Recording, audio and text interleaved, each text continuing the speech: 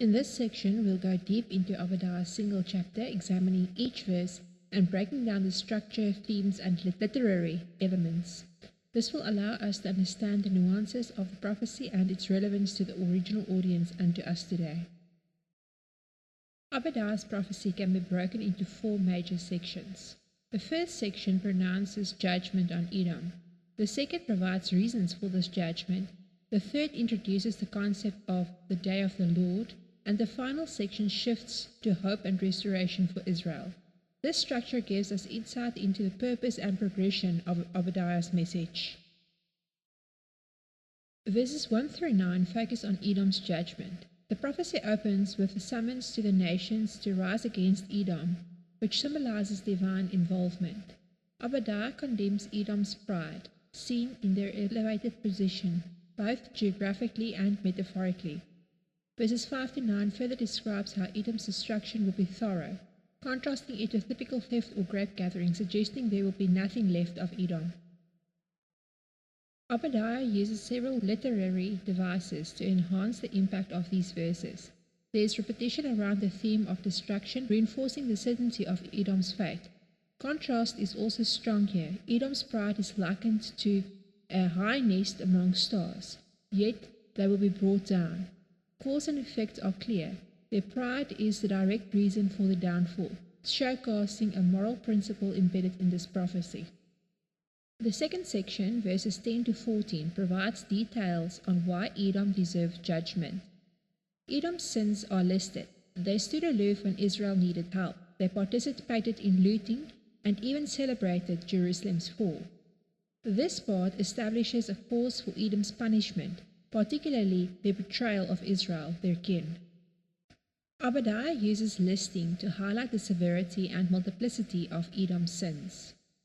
There is also a strong contrast between Israel's suffering and Edom's rejoicing, which underscores Edom's betrayal. Conjunctions like because links actions to their consequences, emphasizing the reason for divine retribution.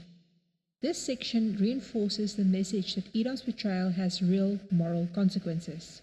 In verses 15 to 16, the theme shifts to the day of the Lord, a time of divine intervention affecting all nations, not just Edom. The concept of reversal is prominent here. Edom and other nations will face the same judgment and suffering they inflicted on Israel. This underscores a key biblical principle of measure for measure justice. Obadiah's use of cause and effect is clear here. Edom's actions will return upon them. There is repetition in the phrasing, emphasizing the finality of divine justice. A chiastic structure may also be at play here, with themes of action and reversal framing the message, underscoring the what goes around comes around principle. The final section shifts to hope for Israel.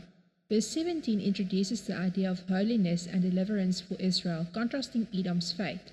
Verses 18 to 21 expands on Israel's future restoration and dominion, emphasizing that God's justice will also result in blessing and renewal for his people. The literary contrasts are striking here. Edom's judgment is set against Israel's deliverance. Metaphors like fire and stubble depict the power of Israel's future victory.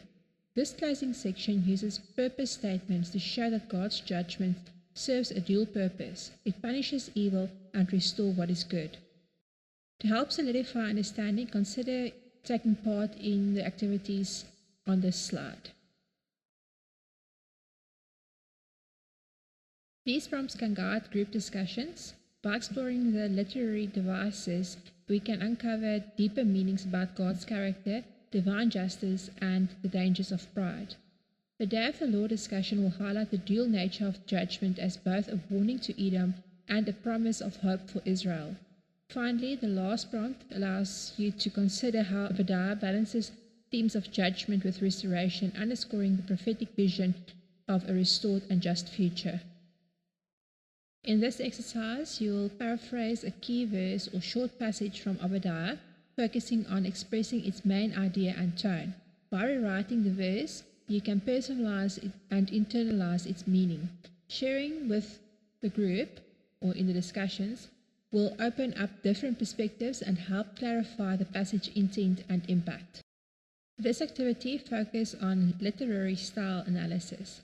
You will search for examples of contrast, metaphor, and cause-effect throughout Obadiah.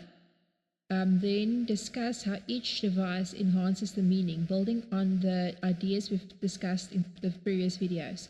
Lastly, reflecting on why Obadiah might have chosen those specific techniques for his audience can help you appreciate the power and artistry in biblical prophecy. Obadiah's prophecy is carefully structured to convey both judgment and hope. His use of literary devices such as metaphor, contrast, and repetition intensify these themes and bring his message to life. The Day of the Lord stands as a significant theme, highlighting God's justice for all nations. And finally, Obadiah balances retribution with a vision of redemption, providing hope for Israel and laying a foundation for understanding God's overarching plan for restoration. To wrap up this verse-by-verse study, consider reflecting on how Obadiah's message of pride, justice, and hope remain relevant. Think about the ways his use of literary style make his message more impactful, and how his vision of restoration for Israel aligns with Christian themes of redemption and hope. As we conclude our verse-by-verse study, take some time to review your notes and any personal insights. Reflect on how Obadiah's prophecy may influence your spiritual perspective, especially in areas like pride, justice, and hope. Next, we'll look into key themes and the theological principles in Obadiah, exploring how this prophetic message fits into the broader biblical narrative.